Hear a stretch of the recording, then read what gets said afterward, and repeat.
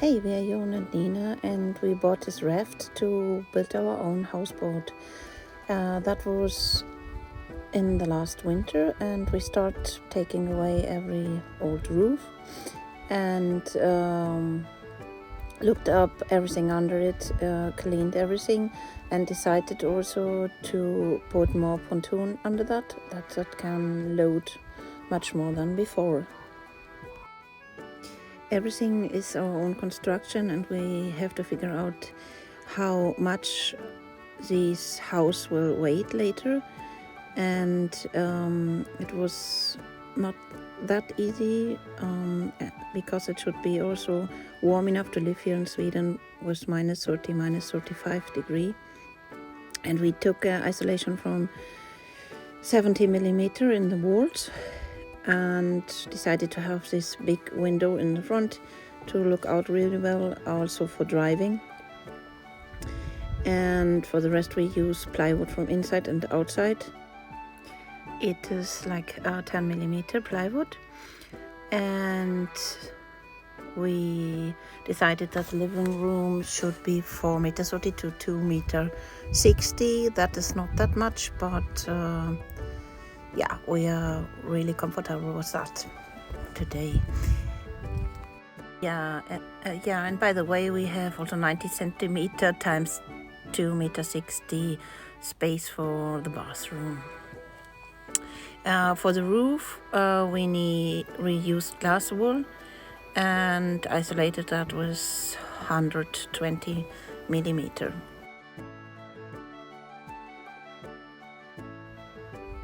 Yeah, when you're looking now from outside, that is the end of the boat where the bathroom is. At that moment it was not built, left for the shower, and on the right side for the toilet.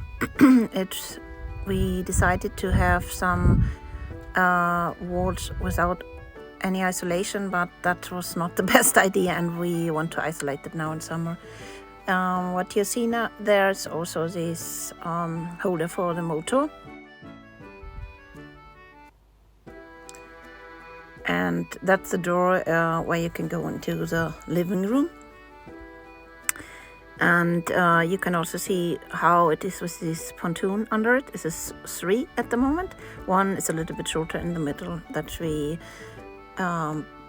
put under it after we bought this raft.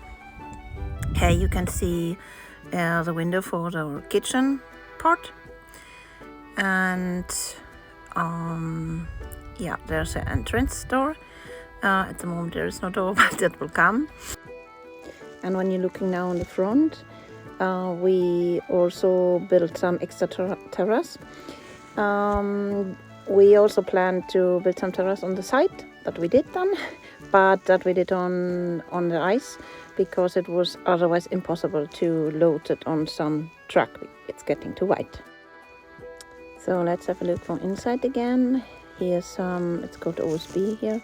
I don't know what it's in English is, but we put some styrofoam isolation under it for the floor. That is like 60 millimeter thick, and I can say that from now that is totally enough, because this pontoon is also made of styrofoam, and it's a good isolation also to stand on ice or to be in the cold water. Here it's a place where this camine should be, and there is coming another window. Yeah, it was taking really long, but we got that.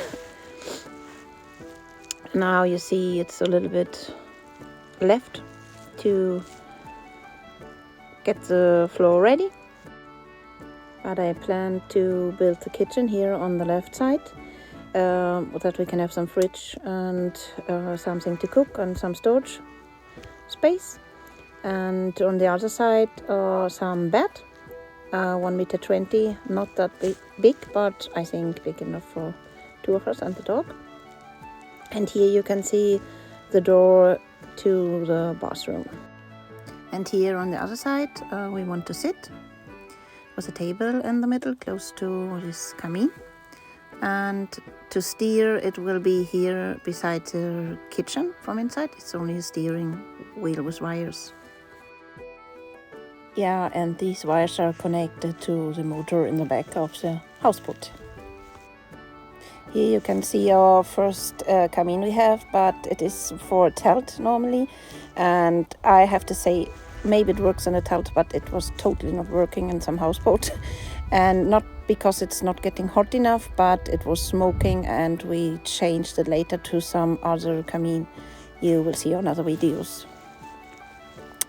I started to paint the outside, and also we fixed the rest of the isolation. Here you see how we did that. Here you can see how I built the kitchen cupboard. I wanted to have a whole kitchen cupboard, but I have to say it was not that easy for a person never done something like that before. And yeah, but it is a cupboard and it has doors and everything. But later when I built the kitchen in my tiny house, I decided to have an open cupboard, not with doors anymore. Yeah, here's the bed. It's, like I said, 1.20 meters. And it has a lot of storage under that for clothes and everything. Yeah, on the roof is also plywood, and we bought a really thick rubber mat to make that waterproof. The last step was to try our furnishing. We took a lot of things out again before the transport, and we still waited for the doors. So the last step was putting in the doors and waiting for the transport day.